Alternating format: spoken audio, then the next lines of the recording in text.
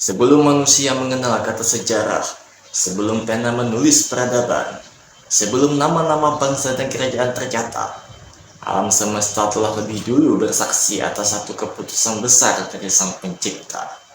Keputusan yang kelak menjadikan bumi penuh dengan perang dan cinta, dosa dan taubat. Keputusan itu adalah penciptaan manusia. Ketika langit mendengar rencana Allah, di alam yang belum mengenal manusia, para malaikat hidup dalam kepatuhan sempurna.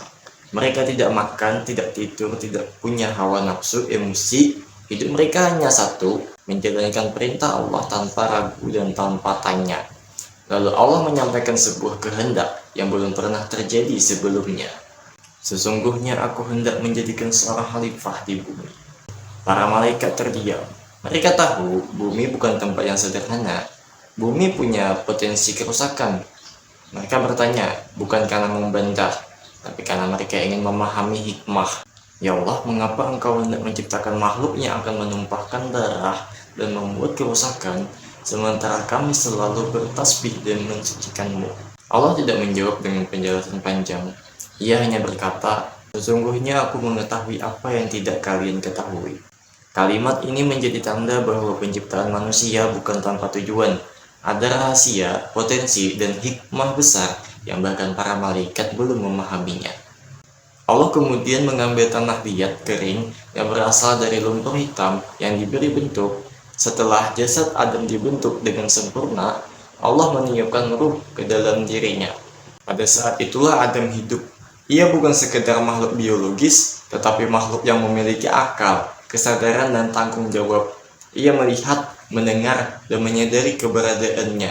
Ia adalah manusia pertama, Adam. Allah tidak hanya menciptakan Adam, tapi juga mengajarkannya. Adam diajari nama-nama segala sesuatu, bukan sekedar kosakata, tetapi kemampuan berpikir, memahami, dan menghubungkan makna. Inilah perbedaan manusia dengan makhluk lain. Allah kemudian memperlihatkan ilmu Adam kepada para malaikat. Mereka mengakui keterbatasan mereka dan berkata, Maha Suci Engkau, tidak ada ilmu bagi kami kecuali apa yang Engkau ajarkan kepada kami. Saat itu jelas manusia diciptakan bukan karena kekuatannya, melainkan karena ilmu dan amanahnya. Allah kemudian memerintahkan para malaikat untuk sujud kepada Adam sebagai bentuk kehormatan. Semua malaikat langsung patuh, kecuali satu makhluk. Ia adalah iblis. Iblis menolak. Ia merasa dirinya lebih mulia karena diciptakan dari api, sedangkan Adam dari tanah. Kesombongan inilah yang menjadi awal kejatuhannya. Ia tidak menolak Allah, tetapi menolak perintah Allah yang karena merasa dirinya lebih tinggi. Dan ingatlah ketika kami berfirman kepada para malaikat, sujudlah kamu kepada Adam, maka mereka pun sujud kecuali iblis. Ia menolak dan menyombongkan diri, dan ia termasuk golongan yang kafir. Allah murka dan mengusir iblis dari rahmatnya. Namun sebelum diusir sepenuhnya, iblis meminta penangguhan hingga hari kiamat. Ia bersumpah akan menyesatkan manusia dari berbagai arah. Allah mengabulkan penangguhan itu, namun menegaskan bahwa hamba-hambanya yang ikhlas tidak akan mampu disesatkan. Sejak itu permusuhan antara manusia dan setan dimulai. Permusuhan yang masih berlangsung hingga hari ini tentunya. Adam ditempatkan di surga. Surga yang penuh dengan ketenangan, tanpa lapar, tanpa lelah, tanpa takut, dengan segala kenikmatan yang ada, makanan, minuman, kenyamanan, hiburan. Namun Adam merasakan sesuatu yang kosong. Ia sendirian. Maka Allah menciptakan Hawa sebagai pasangannya. Dari Adam, Allah menghadirkan sosok yang menjadi teman, penenang, dan pendamping. Mereka hidup di surga dengan kebebasan luas. Allah mengizinkan mereka menikmati segalanya, kecuali satu pohon, satu larangan. Larangan yang menjadi ujian bagi manusia. Larangan ini bukan karena Allah ingin menyulitkan, tetapi sebagai ujian ketaatan.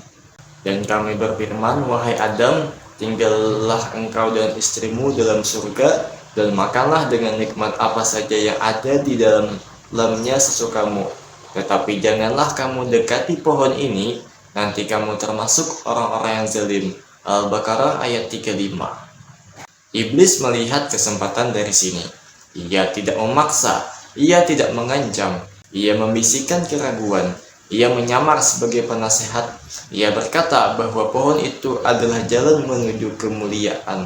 Iblis bilang bahwa Tuhanmu tidak melarangmu mendekati pohon ini, melainkan agar kamu tidak menjadi malaikat atau tidak menjadi orang-orang yang kekal. Adam dan Hawa akhirnya tergelincir. Saat buah itu dimakan, kesadaran mereka berubah. Mereka menyadari kesalahan mereka, rasa malu, rasa bersalah, dan penyesalan muncul. Allah menerima taubat mereka, namun kehidupan di surga bukan lagi tempat mereka.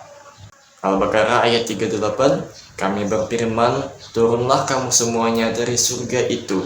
Kemudian jika datang petunjukku kepadamu, maka siapa yang mengikuti petunjukku, mereka tidak akan merasa takut dan tidak akan sedih.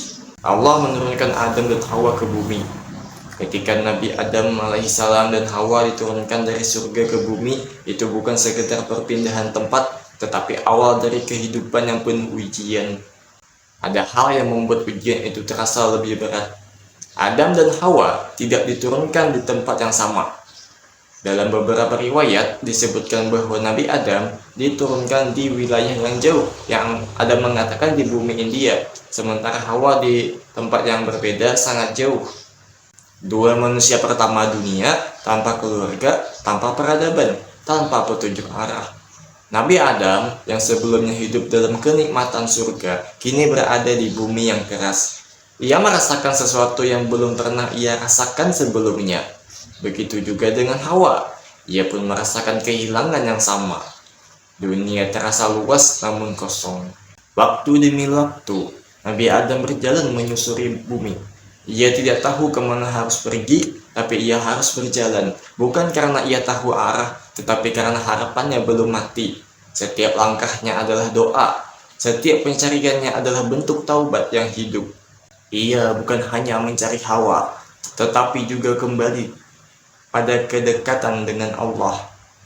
Hingga pada suatu hari, setelah perjalanan panjang yang melelahkan, Allah mempertemukan mereka berdua kembali di sebuah tempat yang kini dikenal sebagai Jabal Rahmah. Tempat itu berada di wilayah Arafah. Di sanalah dikatakan setelah sekian lama berpisah, Nabi Adam dan Hawa akhirnya saling melihat kembali. Setelah pertemuan itu, Nabi Adam dan Hawa memulai kehidupan baru di bumi. Tidak ada istana, tidak ada peradaban, tidak ada kemewahan, tidak ada kemudahan seperti di surga. Mereka harus belajar, bertahan hidup, mencari makan, menghadapi alam, dan membangun keluarga. Dari mereka lah lahir generasi pertama manusia. Bumi bukan kutukan, tetapi ladang ujian, tempat manusia bekerja, berkeluarga, bersusah payah, dan mencari jalan kembali kepada Allah. Adam menjadi nabi pertama. Ia mengajarkan tauhid kepada anak-anaknya. Ia menyampaikan bahwa kehidupan ini sementara dan ketaatan adalah tujuan utama. Dari Adam lahirlah umat manusia, berbagai generasi, berbagai peradaban, berbagai zaman, hingga sampai ke masa kita sekarang. Itulah dia cerita Nabi Adam alaihissalam. Terima kasih sudah menonton video ini. Jika kamu suka video ini, silahkan like dan subscribe. Sampai jumpa di video selanjutnya. Dah.